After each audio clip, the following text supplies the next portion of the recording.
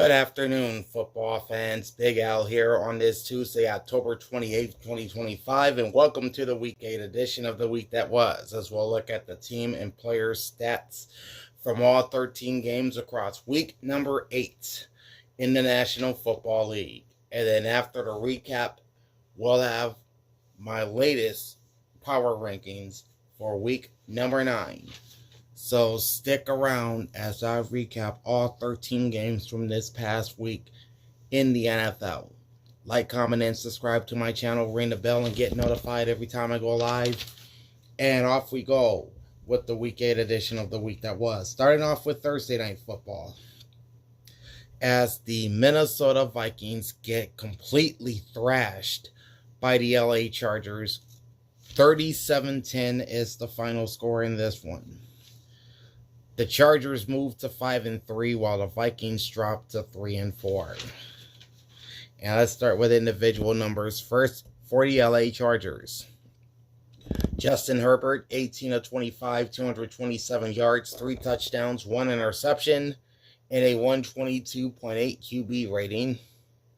He also added 7 rushes for 62 yards and an 8.9 average. Breakout game for Kamani Vidal. 23 carries, 117 yards, and a touchdown on an average of 5.1. And Jarrett Patterson with 11 carries, 30 yards, and a 2.7 average. Leading receivers for the Chargers include Ladd McConkey, 6 catches, 88 yards, and a touchdown on 10 targets, and a 14.7 average. Oronde Gadsden II, 5 catches, 77 yards, and a touchdown on 5 targets, and a 15.4 average. Keenan Allen, 4 catches, 44 yards on 5 targets. He averaged 11 per catch. And Trey Harris also with a touchdown catch in this game as a part of his 2 receptions for 8 yards on 2 targets. He averaged 4 per catch. Cameron Dicker was 3 for 4 on field goals. His long field goal was 45. And a perfect 4 for 4 on extra points. There were no punts in this game by the Chargers. Leading tacklers include Benjamin St-Juste with 7 solo tackles. Cam Hart had 4 solo tackles and 3 passes defensed. Tarheeb Still with 3 tackles and a pass defensed. Justin Ebogeji something. I don't know how you pronounce his last name. He had 3 tackles and 2 sacks. Tuli Tupulotu had 3 tackles as well, plus a sack. Odafe Owe had 3 tackles and a sack. Denzel Perryman had 2 solo tackles and a pass defense. And Khalil Mack had 2 solo tackles, a sack, and a forced fumble for the Chargers. On the Vikings side, Carson Wentz started the game. He went 15 of 27 for 144 yards with a touchdown and an interception. He had a 67.5 QB rating. He did leave this game, I think, with a shoulder injury, and he's out for the season. So in comes Max Brosmer. If you never heard of him, he's a rookie quarterback from the University of Minnesota. He went 3 for 4 for 13 yards and a 78.1 QB rating. Not much to speak about for this Minnesota ground attack. Xavier Scott had just 2 carries for 16 yards. He averaged 8 per run. Aaron Jones had just 5 carries for 15 yards and a 3 average. And Jordan Mason had 4 carries, 3 yards, and a 0.8 average. Leading receivers for Minnesota include Justin Jefferson, 7 catches, 74 yards on 11 targets. He averaged 10.6 per grab. TJ Hawkinson, 2 catches, 26 yards on 3 targets, averaging 13. The aforementioned Jordan Addison had 3 catches, 26 yards, and a touchdown on 4 targets, averaging 8.7 per catch. Will Reichard, 1 for 2 on field goals, long of 54, 1 for 1 on extra points. Ryan Wright, 4 punts, averaging 46, long punt of 51, 3 inside the 20-yard line. Leading tacklers for the Vikings include Blake Cashman with 11 tackles, 6 solo and 5 assisted tackles. Eric Wilson had 10 tackles, 6 solo and 4 assisted. Harrison Smith had 9 tackles, 8 solo and 1 assisted. Jonathan Grenard had 6 tackles and a sack. Isaiah Rogers, 5 solo tackles. Joshua Metellus, 6 total tackles, a pass defense, and an interception. And Jonathan Allen had 5 tackles and a sack. Total yards, 419 for the Chargers, 164 for the Vikings. Passing yards were 212 to 130 in favor of the Chargers. Rush yards also favored the Chargers, 207 to 34. LA had 29 first downs versus just 12 for Minnesota. The Vikings went 3 of 11 on third down and 0 for 1 on fourth down, while the Chargers were an impressive 9 for 13 on third down with no fourth downs. 8 penalties, 66 yards for the Vikings, 5 sacks taken for 27, no lost fumbles, and 1 interception thrown. 8 penalties, 46 yards for the Chargers, 2 sacks taken for 15, also with no lost fumbles and 1 interception thrown. All right, time of possession puts the Chargers in ball hawk territory at 39 minutes and 4 seconds, while the Vikings possessed the ball for 20 minutes and 56 seconds. For anyone new to the channel, a ball hawk is a team that possesses the ball in a football game for at least 35 minutes, whether the team wins or loses. Closing line was LA -3 and the over-under was 45. I picked the Chargers to win and to cover, so I'm off to a great start. 1-0 straight up, 1-0 against the spread. And I picked the over 45 in this game. The two teams combined to score 47. So I'm now also 1-0 on over-unders to start the week. Okay, let's move to Sunday. And starting off, the Buffalo Bills had their bye week. Before that, a 2-game losing streak. Well, it looks like they exercised all those demons as they took their frustrations out on the Carolina Panthers, winning 40-9. The Bills moved to 5-2 ahead of next week's big showdown with Patrick Mahomes and the Chiefs. The Panthers, their 3-game win streak is over. They dropped to 4-4. We'll start with individual numbers first for the Bills. Josh Allen didn't have to throw as much, but he was effective. 12 of 19 for 163 yards, 1 touchdown, no interceptions, and a 108 QB rating. Mitch Trubisky came in garbage time, went 2 for 4 for 22 yards, and a 66.7 QB rating. Leading rusher was James Cook. He had 19 carries, 216 yards, and 2 touchdowns, averaging 11.4 yards per run. He's my offensive player of the week. Josh Allen added 3 carries for just 7 yards, but found the end zone twice on the ground. He had a 2.3 average. Leading receivers for Buffalo include Khalil Shakir, 6 catches, 88 yards, a touchdown on 7 targets, 14.7 per catch. Keon Coleman, 3 catches, 30 yards on 4 targets, and a 10 average. Dalton Kincaid, just 1 catch on 3 targets for 23 yards. Dawson Knox, 1 catch on his only target for 15 yards. Matt Prater, 2 for 2 on field goals, long of 45, 4 for 5 on extra points. And Mitch Wisniewski, 3 punts averaging 48.7, long punt 54, 2 inside the 20-yard line. Leading tacklers for the Bills include Dorian Williams, who led the team with 8 tackles. Cole Bishop had 7 tackles. Joe Andreessen also had 7 tackles.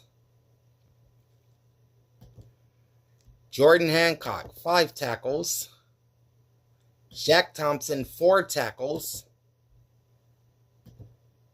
AJ Epinesa, 4 tackles, a sack, a forced fumble, or rather not a forced fumble, but a pass defense and an interception. Again, that's 4 tackles, a sack, a pass defense, and an interception. Greg Rousseau had 3 solo tackles, plus a sack and a forced fumble. For the Carolina Panthers, Andy Dalton started this game in place of the injured Bryce Young. He went 16 of 24 for 175 with no touchdowns and 1 interception. He had a 70.7 QB rating. Leading rushers were Rico Dowdle, 8 carries, 54 yards, and a 6.8 average, and Chuba Hubbard with 12 carries, 34 yards, and a touchdown, and a 2.8 average. Leading receivers for the Panthers include Teteroa McMillan, 7 catches, 99 yards on 10 targets, 14.1 per catch. Jalen Coker, 3 catches, 36 yards on 4 targets, and a 12 average. Jatavian Sanders, 3 catches, 19 yards on 3 targets, 6.3 average. And Xavier Legette, 2 catches, 17 yards on 3 targets, 8.5 average. Ryan Fitzgerald went 1 for 2 on field goals, long of 48, 0 for 1 on extra points. Sam Martin had 4 punts, averaging 52.8, long punt of 60, with 1 inside the 20-yard line. Okay, leading tacklers for the Panthers include Christian Roseboom, with 12 tackles and a pass defense. Nick Scott ended the day with 8 tackles. Trevin Wallace, 7 tackles and a sack. Nick Scorton had 5 tackles and half a sack. The other half sack went to A'Shawn Robinson, who added 3 tackles. Total yards, 410 for the Bills, 244 for the Panthers. Passing yards favored Buffalo, 165 to 130. Rush yards also favored Buffalo at more than a 2-to-1 clip, 245 to 114. 23 first downs for the Bills, 19 for the Panthers. Buffalo was 7 of 12 on third down with no fourth downs. And Carolina, 4 of 11 on third down and 1 for 1 on fourth down. 7 penalties, 60 yards for the Bills, 2 sacks taken for 20, with no lost fumbles or interceptions thrown. 4 penalties, 20 yards for the Panthers, 7 sacks taken for 45, 2 lost fumbles, and 1 interception thrown. Time of possession is 33 minutes, 32 seconds for Buffalo, 26 minutes, 28 seconds for Carolina. Closing line was Buffalo -7, over under 47.5. I took the Bills to win, but I took the Panthers to cover. I expected this game to be much closer than it was. So my straight up record goes to 2-0, and that's win number 70 straight up here in 2025. My ATS record drops to 1-1. I took over 46 in this game. There were 49 points, and most of them were by the Bills. So now my over-under record is 2-0 for the week.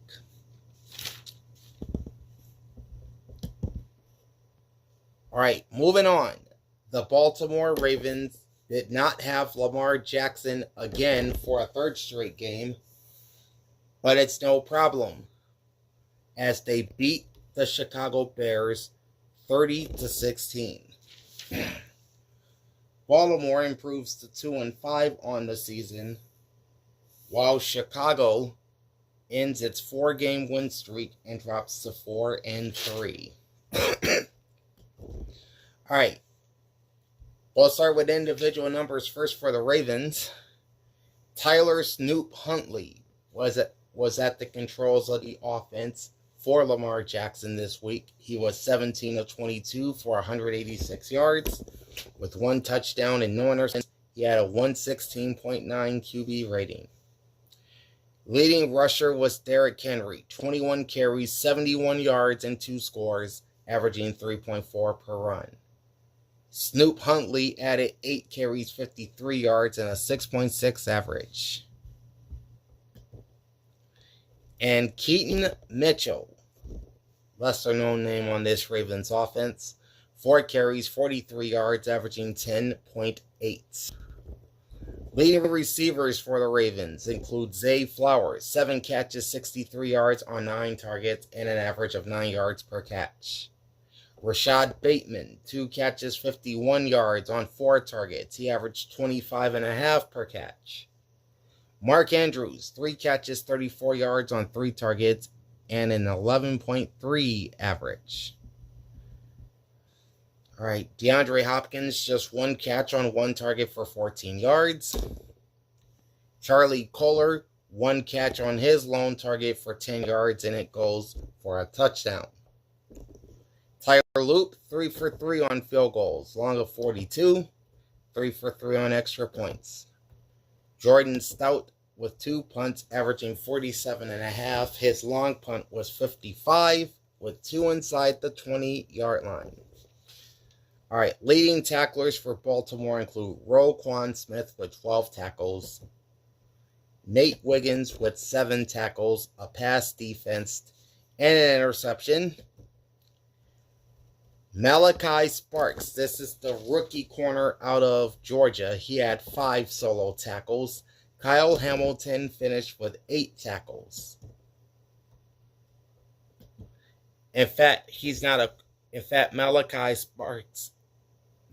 Sparks is actually a free safety. He's not a corner.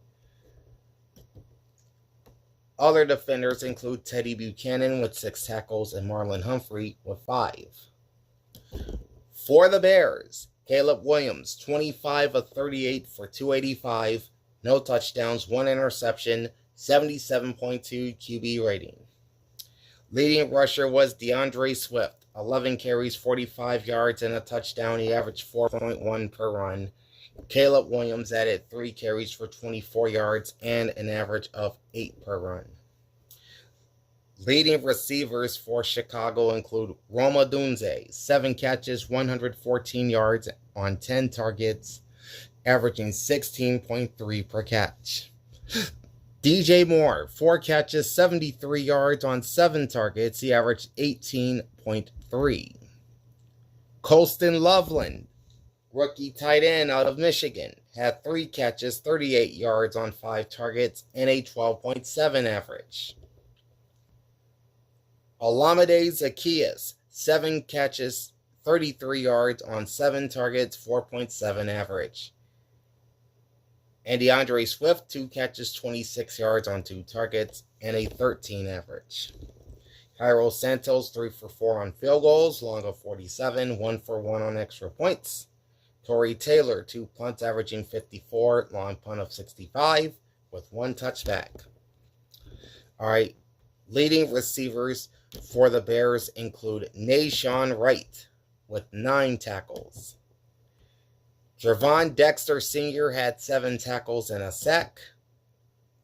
Dayo Odeyingbo had 8 tackles. Montez Sweat, 7 tackles and a sack. Kevin Byard III with 6 tackles. And you had Jaquan Brisker and Noah Sewell, each with 5 tackles.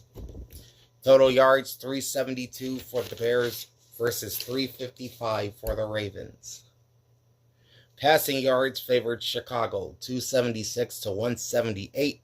while rush yards favored Baltimore, 177 to 96. The Ravens had 24 first downs versus 19 for the Bears. Chicago was 6 of 13 on third down, 0 for 1 on fourth down. Baltimore 4 for 10 on third down and 1 for 1 on fourth down.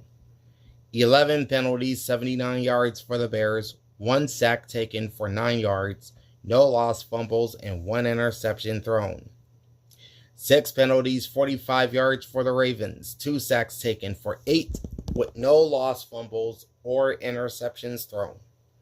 The time of possession was nearly split down the middle, 30 minutes, 30 seconds for the Ravens, 29 minutes, 30 seconds for the Bears. There we go. Closing line was Baltimore minus 2.5, and the over-under was 45. I had initially taken the Ravens to win and to cover this game, but after learning the news about Lamar Jackson not playing, this news didn't come until like Saturday afternoon. I ended up switching my pick to the Bears to win and the Bears to cover, and this is going to cost me. Straight up record drops to 2-1. ATS record is 1-2. But I remained perfect on totals as I took under 48 points in this game. There were 46 scores, so I barely got this one to go to 3-0 on over-unders. Okay.